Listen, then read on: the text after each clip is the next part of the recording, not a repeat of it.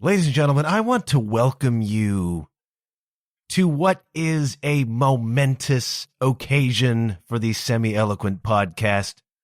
If you are listening to this episode when it is the current episode, you are listening to history. You are witness to history. For today, I shall introduce to you for the very first time, I shall debut our new podcast theme music. Oh yeah, kids. Today, we debut the new podcast music, the new podcast jingle, the Semi-Eloquent theme music provided to us by our old friend Kay Howell. The great Kay Howell. We have been collaborating on this for quite a long time. We finally got it together, and we take a bold new step into the future, kids, with brand new custom Semi-Eloquent music. And without further ado, here it is. All right. Yeah.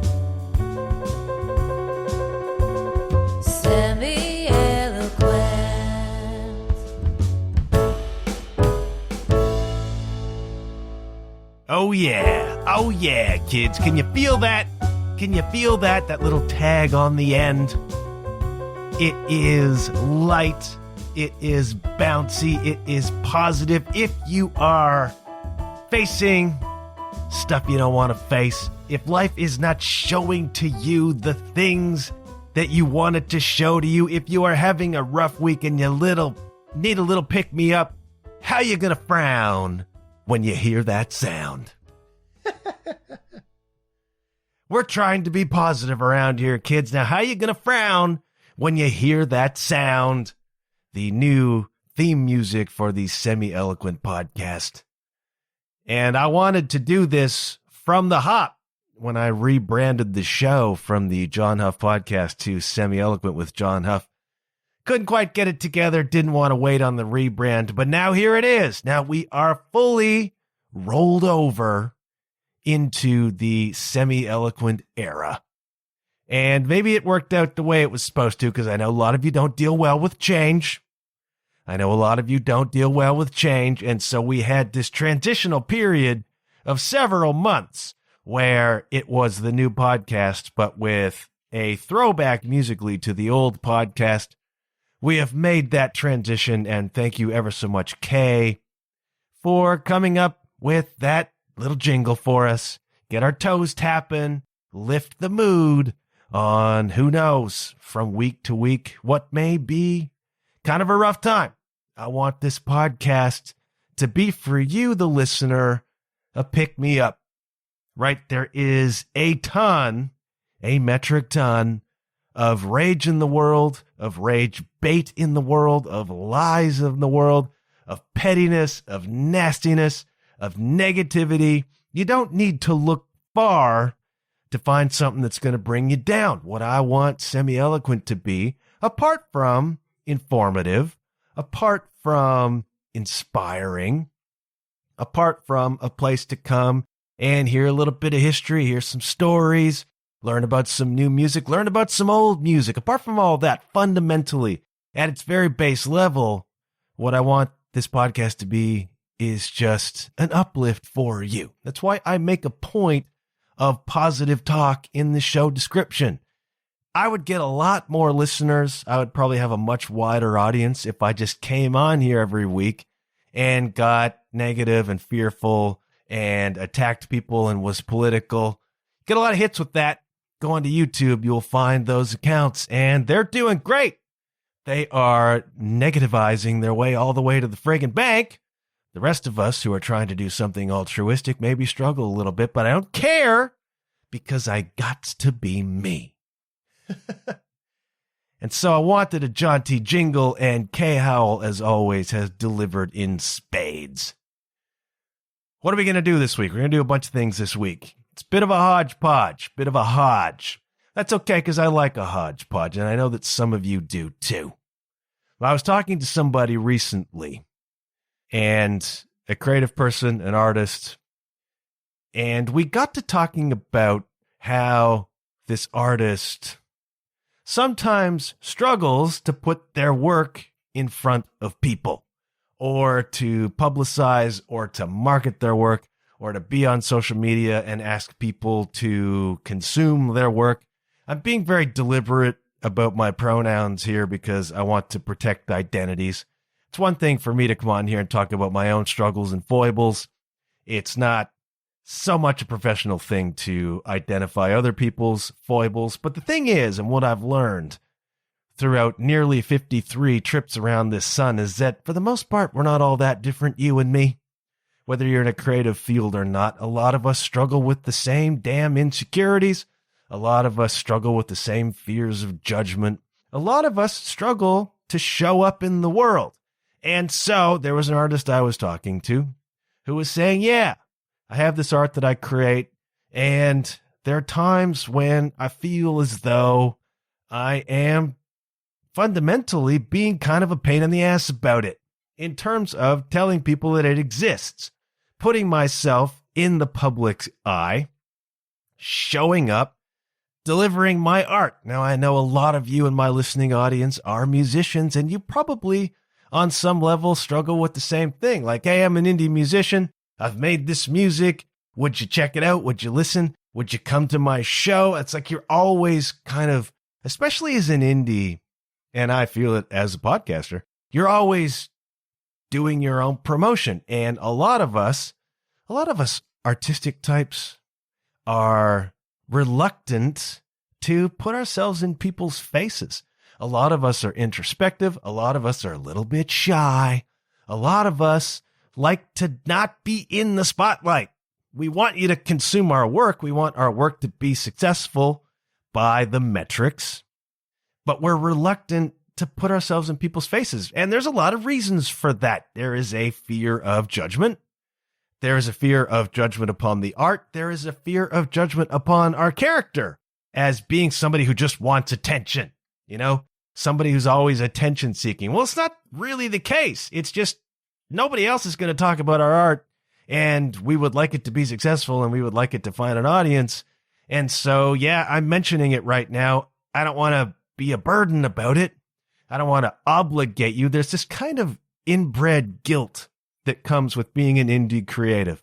And part of the reason for that is that we've got to do all of the promoting ourselves. If you are a label artist, if you have management, if you have an agent, you hire people to do that for you. And so you are, by a couple of degrees, separated from the pain in the ass part. Your publicist is the pain in the ass for people out there, and you don't have to be. You don't have to carry that guilt. You pay your publicist, which I was for a period of time. You pay me to go out there and put you in front of people. And so you are separated from the imposition. You're separated from feeling as though you're just being seen as attention-seeking and self-promoting and all those things that give you the ick. Give you the ick is a really popular thing to say with the kids these days. I'm really hip to the kid culture, man. I'm groovy. All right, I'm with it. Gives you the ick when you feel as though you're always in people's faces promoting your work. Thing is, if you don't, who's gonna at this level, right?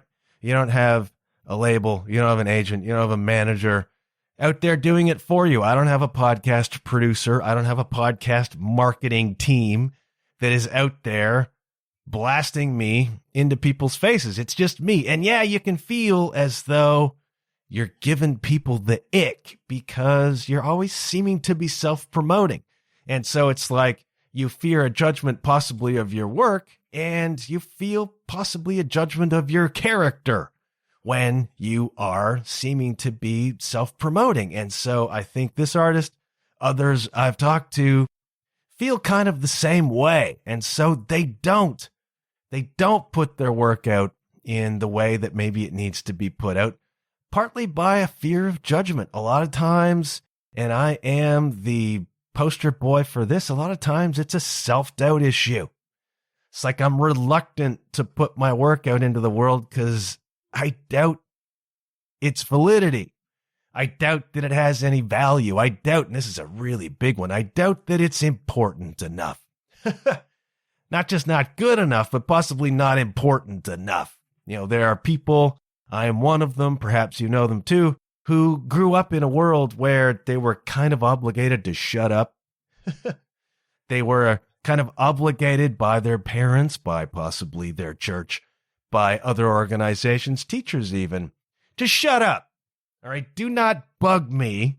Do not bring stuff to me unless it matters. And so you can begin to feel as though nothing that's important to you is important to anybody else. But if it's not important to people, you're not allowed to bring it out. I've had this problem at times too. You've heard me talk about when I do episodes that I fear don't bring with them some kind of message, right? Some kind of object lesson, some kind of life lesson, some kind of thing you can hold on to. I feel a guilt about that because it's like, how can I ask people to spend half an hour, 45 minutes, an hour of their time with me if I'm not giving them it's like a transactional kind of thing. If I'm not giving you something to walk away with, how dare I impose upon you? When in reality, simply an hour of distraction and entertainment, especially these days, is one terrific gift.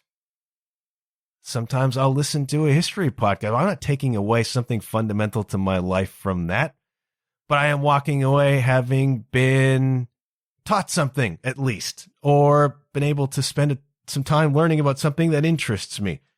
I suppose that is a practical thing, but in my case, I feel like if I'm not delivering a life lesson, I'm doing you some kind of disservice and I'm cheating you of something, when the truth is maybe just hearing my voice for 45 minutes warms your cockles in a week that's bringing you down. And it's like, well, I listen sometimes to straight up pure entertainment podcasts. Bill Burr, who I haven't listened to in a long time, but Bill Burr is not a guy who typically you're walking away with life lessons from. You're listening to him read the football scores from last night, and he's being hilarious about it, and that is worth your time all on its own. It's like sometimes I, as a podcaster, really feel this self-imposed responsibility to deliver something important.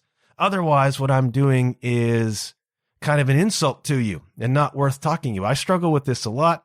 I suspect this artist I was talking to struggles in the same way. Probably was raised to feel like whatever I bring out publicly better matter or I'm wasting people's time. I think there's a lot of us who are like that, particularly I think those of us who grew up in the 70s, 80s. I think parenting was different. I think family life was different.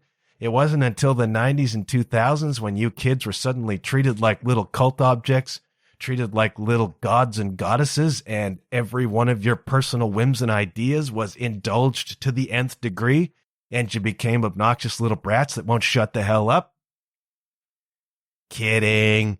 Just kidding. Everybody's friggin' lovely. But it was different. I think it was different in the 70s. When I was growing up, I think kids were, in a lot of cases, seen and not heard. And that's not necessarily a good thing because you grow up to be an artist and you create this work and you're like, well, this work isn't important enough. I'm not allowed to be in people's faces unless I got something really urgent and important.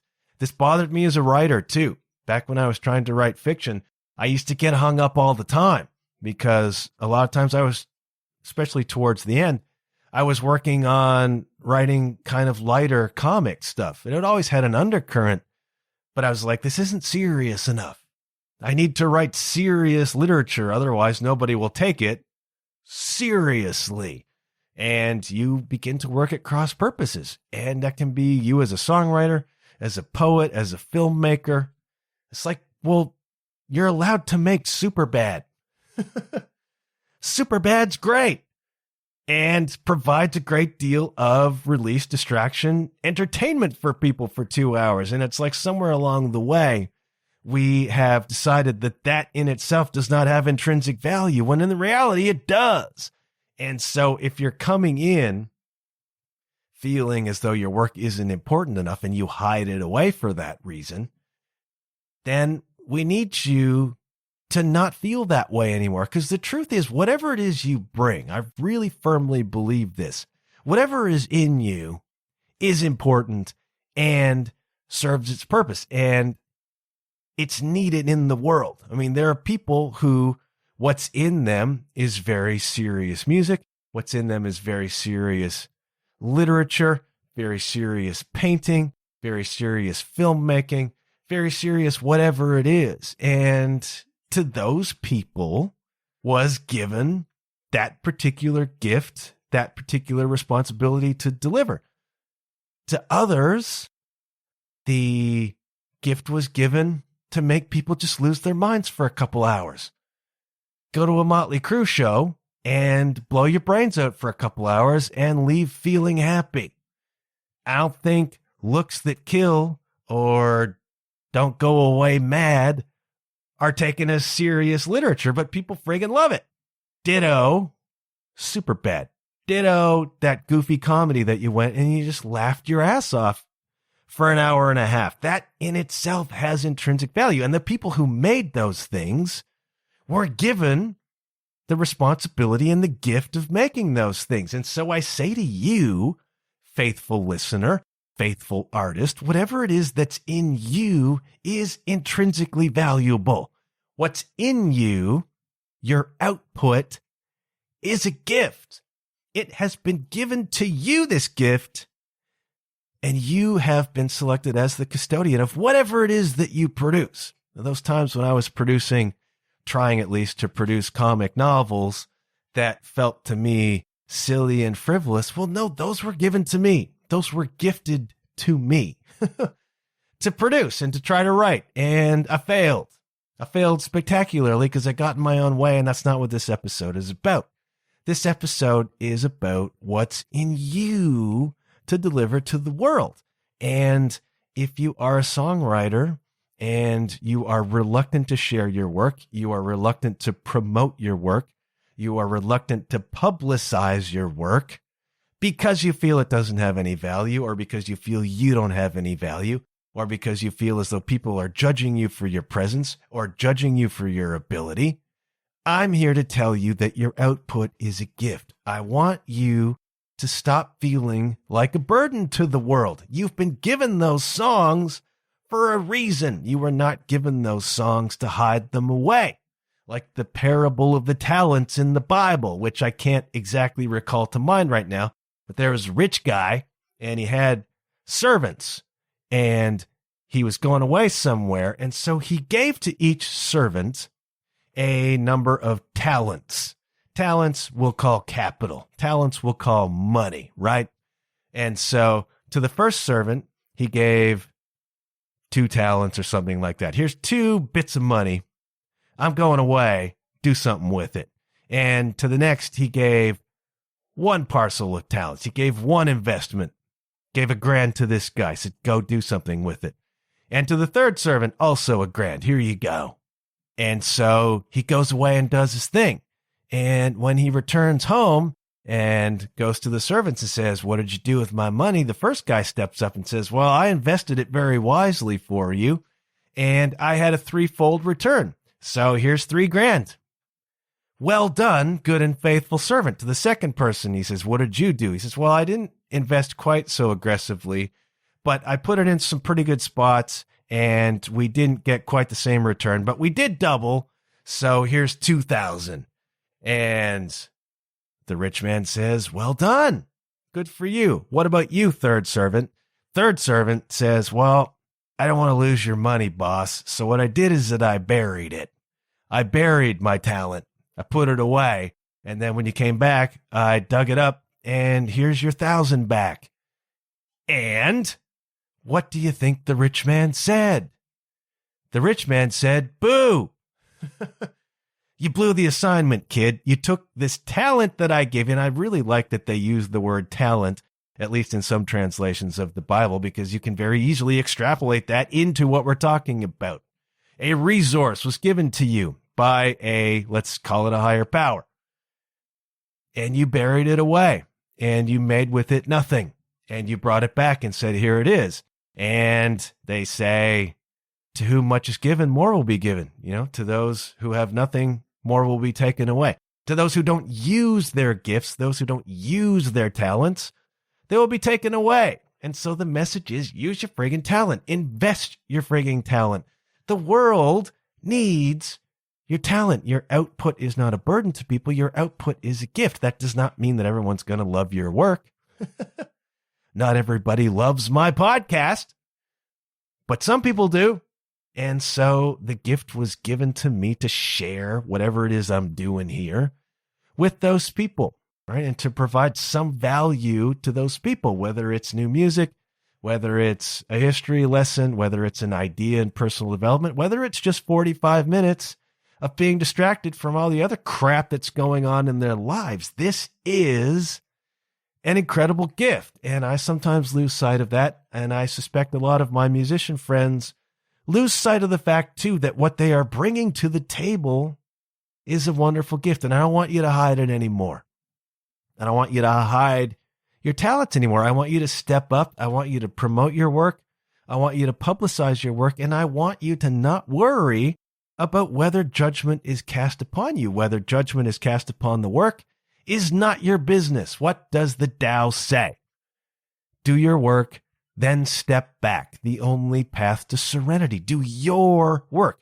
Do the work that is intrinsically, uniquely yours to do. That is the music you make. That is the art you produce. That is the podcast you make. That is the family you raise. That is the kids you teach. That is your work to do. You can't do it wrong. It's not going to be for everybody. And so if judgment is cast upon you for the work, let it go, not your problem. If judgment is cast upon you for publicizing your work, also not your problem. What you are dealing with is somebody else's judgment, and somebody else's judgment is their problem. A lot of times that's jealousy, right? A lot of the times it's somebody who's annoyed that you're promoting your work or even producing it at all, and they're not. Again, not your friggin' problem. So what I want you to do, all of you creatives, is create. And then what I want you to do, creatives, is put that creation into the world, trusting that it will find the people who need it, find the people for whom you were given the gift of making it, and let go of being wrapped up in feeling as though you're an imposition, feeling as though you're not good enough, feeling as though your work does not deserve other people's attention. It does. That doesn't mean it will resonate with everyone, but it means that there are people out there who need it, okay? And so the first part of this podcast is just an encouragement to all of you creatives. Stop hiding your light under a bushel, kids. Stop burying your talents. Stop worrying about what other people have to say about it, what other people have to say about you. Produce the work, put it into the world, and step back. Bhagavad Gita says we have the right to our labor, but not to the results of our labor. The job is not to have the work be successful. Whether it's successful or not is a product of the work. It is not your responsibility. Your responsibility is to make the work available. And I want you to know that what you do has value to somebody. It has value to somebody, and we need it. Somebody out there needs your friggin' songs. Somebody out there needs your paintings. Somebody out there needs your poems. Somebody out there needs your goofy little book. Somebody out there needs your goofy little podcast like this one. I'm giving you permission. If you're one of those people who needs permission from someone in order to proceed, in order to create, in order to produce, in order to change, your Uncle Johnny, I am giving you the permission right now to create, promote, publicize, and reap the rewards of your work. Okay? Going to take a sip of coffee right now from my Semi-Eloquent podcast mug. If you were listening last week, that's good coffee. If you were listening last week, and if you've been watching on socials this week, you will know. And if you are a subscriber on Substack, semieloquentpodcast.substack.com, you will know that I am running a contest right now to win a Semi-Eloquent podcast mug. They are dope mugs. Didn't I tell you I'm hip with the kids? These are dope mugs. These are super groovy. I'm running a competition to win one for free, and it's a bribery scheme to get you to give me reviews, mostly on Apple, because I'm not sure what other platforms even give you the option. And I'm just doing another plug for that right now. I went searching online because there are aggregators out there that will pull together all of the ratings and reviews of a given podcast and just put them in one spot for you. And so I went looking, because I look on Apple to see if anybody has entered the contest. I said last week, this is the highest percentage lottery you will ever play. Went to see if anybody had, and the thing about Apple that you may not know is that there are different Apple podcasts. There are different Apple Music platforms. There's the Canadian one, there's the American one, there's one for every bloody country. And so I can go and see that there are X number of reviews of the show on Canadian Apple, not realizing that there are also reviews on American Apple, there are reviews on German Apple. So this aggregator will kind of pull everything together so you can take a look. And I got to tell you, no entries so far, but I'm hoping that will change. But what was interesting is that I was on the Google. I went searching for the collected reviews of the former John Huff podcast, now Semi-Eloquent with John Huff. And Google's AI, which will save us all in the end, delivered quite an interesting overview of my program. Always curious to know what the robots have to say about it. I should ask Echo about this. You longtime listeners will know what I'm talking about. This is what Google AI says about my program. Semi-Eloquent with John Huff is a, quote, genuine, introspective interview podcast that dives deep into art, music, and human creativity. Meh. Sorta. Used to be an interview podcast, has not been one for a very long time. Google AI, update your database. Hosted by London, Ontario-based creative John Huff, that's true. The show features candid, storytelling-focused conversations with an eclectic mix of guests, praised by listeners for its enthusiastic and positive tone. I will accept the enthusiastic and positive tone, but Google has not caught up with the fact that I don't do interviews anymore. Here's what the community and listeners are saying about the show. Enthusiasm for the arts. Listeners highly praise the podcast's focus on music, storytelling, and creative inspiration. That's true, I hope. Vulnerable and real. I try so hard, kids, to be vulnerable and real. Reviews frequently highlight John's ability to draw introspective, genuine, and relatable stories out of his guests. Okay. Making episodes feel authentic and personal. Do you feel as though this is authentic and personal? Here's my favorite. A beacon of positivity. Oh! Give this AI a mug. The show is noted for delivering a refreshing and uplifting dose of positivity in a often negative world. That should be an. Not to nitpick Google AI, but if you're going to pass yourself off as being smarter than us, let's get the grammar going. An often negative world. Well, positive, positive, positive, positive. Aren't we just a digital Pollyanna? Do I call this episode Your Output is a Gift? Or do I call it Digital Pollyanna? That just rolls off the tongue, does it not?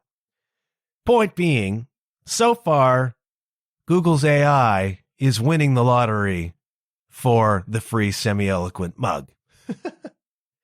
So I am asking you again, please go to Apple, preferably Apple. Leave me a review, preferably a positive one. Screenshot it, send it to me, and I will enter you into the draw to win a free friggin' mug.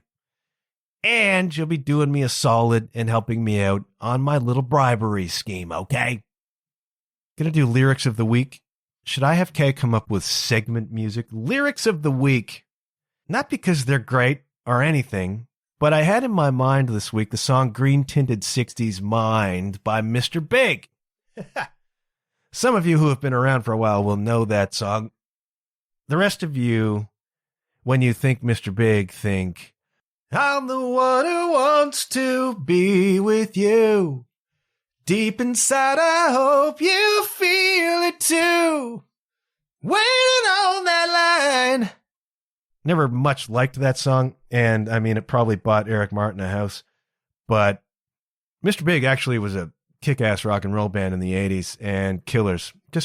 Billy Sheehan, Paul Gilbert, Pat Torpey on drums, and of course, the great Eric Martin. I mean, what a killer band. My goodness, what a killer friggin' band. Came along perhaps just a smidge too late to really blow up, but did great for a couple records, 90s. And that song, of course, blew them up. And, the ballad blew up a lot of friggin' bands in those days, and fair play. Not my favorite Mr. Big song. I did see Mr. Big live many years after the fact.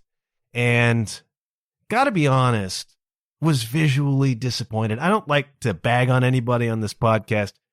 Musically friggin' fantastic. Paul Gilbert is a wizard. One of the great kind of semi-heralded guitars from the era.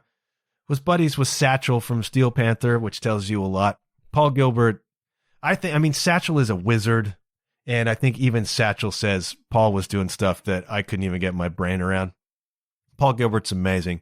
Billy Sheehan is arguably the greatest rock bass player of all time. And Pat Torpey, killer drummer. And Eric Martin, a fantastic voice. A killer friggin' band. And when you saw them in the late 80s, early 90s, they looked like that too. The long hair, the whole thing. They looked like a friggin' rock and roll band. And so they disbanded. And then in around, 2010 or something, they got back together, did a tour, I think did a record. And so I went with some folks to Buffalo, NY, back when you could still cross the border. And we saw Mr. Big in this club. And lights drop. Okay, great, ladies and gentlemen. A warm Galway welcome for the Mr. Bigs. Out they come. And I'm like, who on earth is this? Mr. Big was a rock band. They looked like a rock band. And they came out and was like, huh? Paul Gilbert's wearing like jeans and a t-shirt. He's got big headphones on. And Billy Sheehan looks like Billy Sheehan, a rock star through and through. Eric Martin's got his hair cut. He's wearing a little jean jacket. And I'm like, this is not Mr. Big. I don't know what I'm looking at. They sound like Mr. Big and they played amazing. But it's like, guys, you're a rock band. You're rock stars. Look like rock stars. You know what I mean? And so I was somewhat disappointed. I don't like to be negative. The show was fantastic. Musically, they're killers. Paul Gilbert's friggin' amazing. I was a little disappointed in the show, the stage show, the look, the whole thing. I'm not saying you got to look like 1990 again. I get it. Times have changed, but a little something, a little something that says, by the way, we're friggin' Mr. Big and we're rock stars. I digress. They did this great song called Green Tinted 60s Mind, which had this really incredibly catchy chorus and just a great radio song. And I don't know how well it did on the charts. I think it wound up being the B-side to the single for To Be With You, which, okay, it meant it got heard by a lot of people, but I think it deserved its own kind of push. And maybe it got one, I don't remember. But a great rock song with just a really wonderful chorus. And Eric Martin's fantastic. The whole band is killers through and through. And it's a great song that a lot of people kind of didn't catch on to at the time. Green Tinted 60s Mind from the Lean Into It record. Minor hit in Japan, apparently. And I just had that song on my mind, and so it's the lyrics of the week. She just woke up, but she's still tired. Is that the telephone ringing? The curtains can't hold back the light that's reaching into her dreams. Down in her heart, if it had fingers, it'd be tearing it apart. You be looking groovy in a 60s movie. Maybe tell the press you died. Little legend, baby, try your very best to hide a green-tinted 60s mind. She keeps some memories locked away, but they are always escaping. Neglect won't make them fade away. They're reaching into her dreams. Down in her heart. Don't need fingers to be tearing it apart. Gotta face the day. There is no other way to clear the fog inside your mind. Fill it up with dreams, but all that she can seem to find, a green-tinted 60s mind. Hanging out with Janice, moving to Atlantis, could have made it if you tried. What's the point of force? It's easy as a horse to ride, a green-tinted 60s mind. Yeah, you be looking groovy in a 60s movie. Maybe tell the press you died. Little legend, baby. Try your very best to hide a green-tinted 60s mind. You can't hide. You can't hide, kids. And here's the thing. We're talking about putting your work into the world. People really do need it. Now, I know all of you songwriters out there who have released music, you've had at some point somebody come along and say to you, that song really touched me. I really needed that song. That song made a difference for me. And that's what it's all about, kids. I've had people say to me recently that your podcast inspired me to make a change.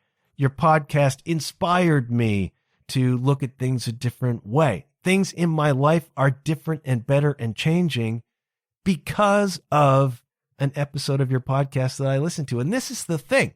For all the judgment you may accrue, for all the turned backs, for all the cold shoulders, for all the being ignored, there are still people who need what you do, right? You can't hide. Don't do it. People need it. And I recommend keeping a collection. Keeping a collection of nice things people said to you about the fact that your art moved the needle for them in some positive direction.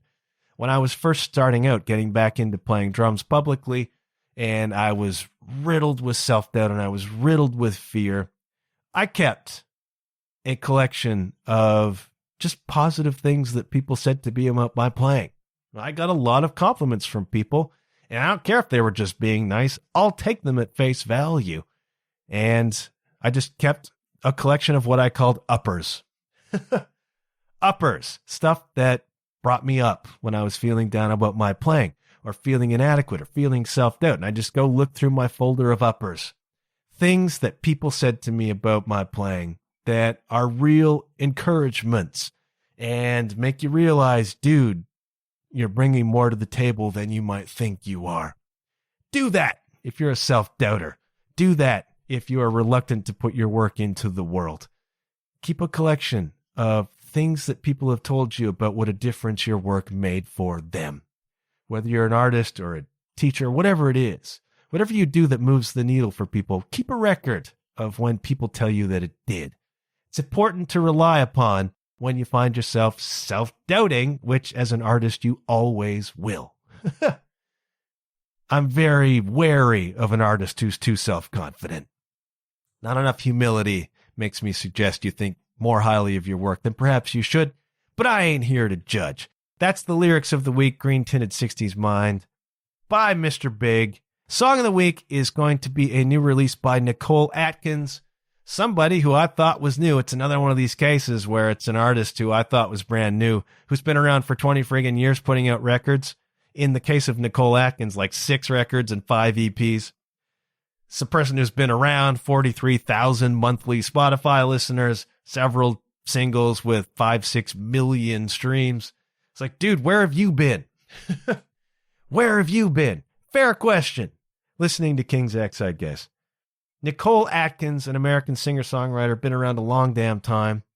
And I discovered something interesting via her new song. She's just released a brand new single. She's got a record coming out in September called Drama.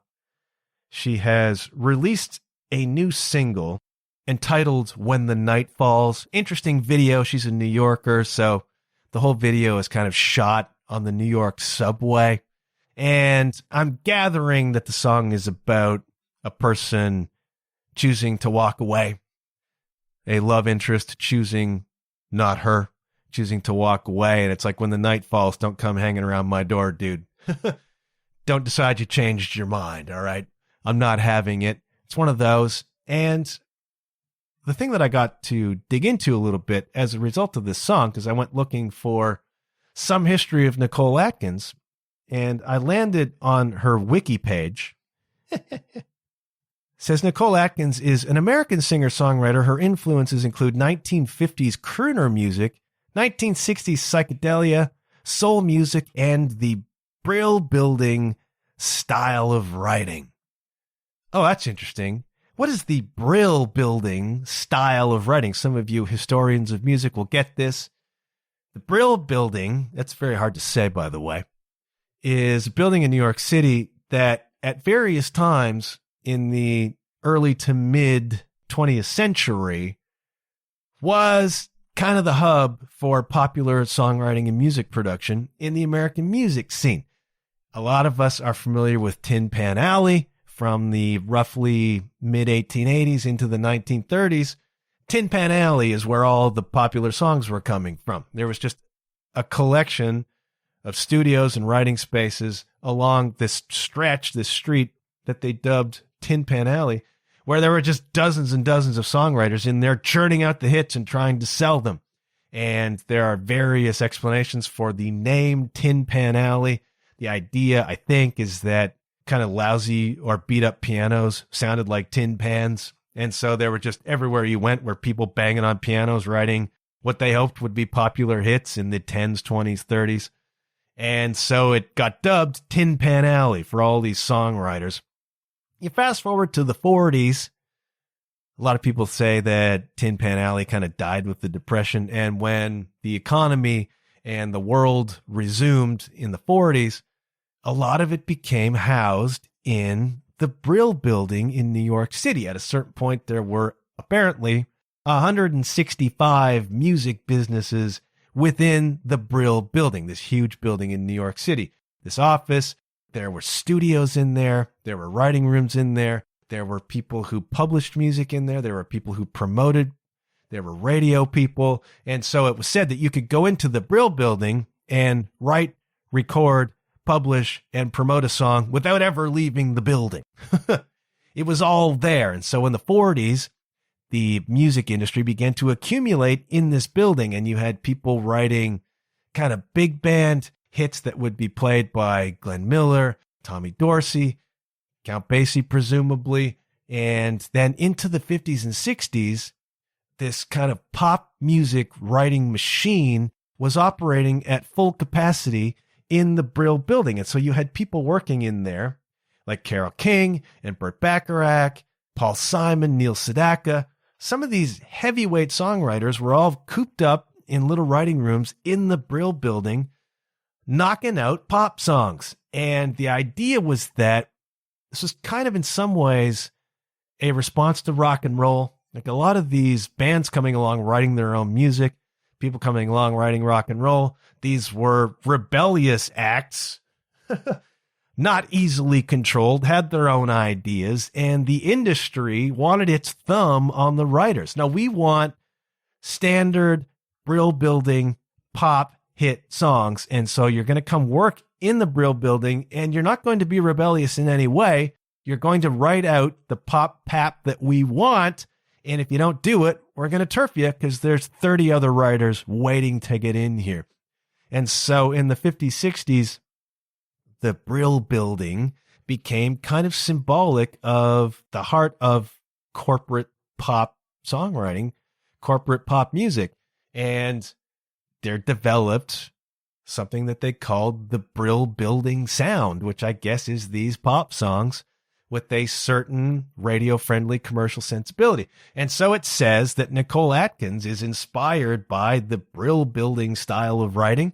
I can't really speak to that. I've only heard one of her songs, which is When the Night Falls, and it is the new single from her forthcoming record, Drama, and it's the song of the week because I like it. Simple as that. It is a pop song, but it's not a pop song in the vein of Taylor or Ariana or Miley. It's not one of those kinds of pop songs. It's an Americana song fundamentally. It makes me think of Fleetwood Mac a little bit, Stevie Nicks. She doesn't sound like Stevie Nicks, but the vibe makes me think of that. Not really a pure pop song, synth, digital, whatever. No, it's guitars, it's bass, it's drums. But it definitely has a pop chorus and a pop sensibility that is very, very, very catchy. And I don't know how else to describe this song, except that if you have been listening to the show and you listen to artists I have talked about, like Jenny Lewis, like Rosalie James, like Rowena Wise, if you are into that kind of Americana pop style, not a pure radio pop style, but something slightly more KEXP than that, if you catch that reference, then I think you might dig this tune, When the Night Falls by Nicole Atkins. Just a really nice voice. She's a really good singer. She's older too, which I didn't know, but I really appreciate. She's in her late 40s. She's been around for a long time and somehow flew right underneath or perhaps over top of my radar. And I just like seeing that. I like seeing that there's somebody, approaching 50 who's making music that's getting heard. She was on Columbia Records. She's had a major label deal. She's recorded and written with a lot of people. Somehow I just missed it. I don't know. And I will put this song and Green Tinted 60s Mind on the Semi-Eloquent podcast referenced on the Pod 2026 playlist. You can go hear it for yourself. Song of the week is When the Night Falls by Nicole Atkins. It's just a really catchy, light, breezy summer song, but it does have kind of a deeper message about standing up for yourself. Somebody walks away from you, you let them walk, Jack.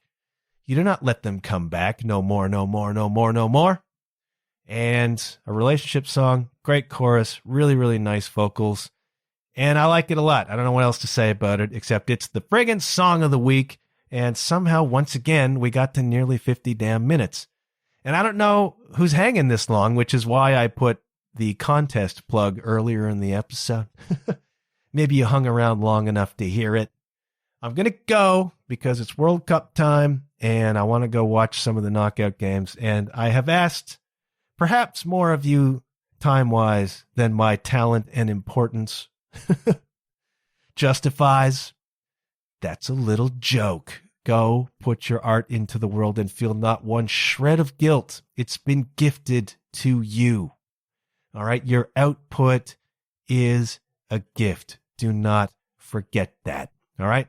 Good things happen when you put yourself out there. Thank you ever so much for listening. I will be back next week with something.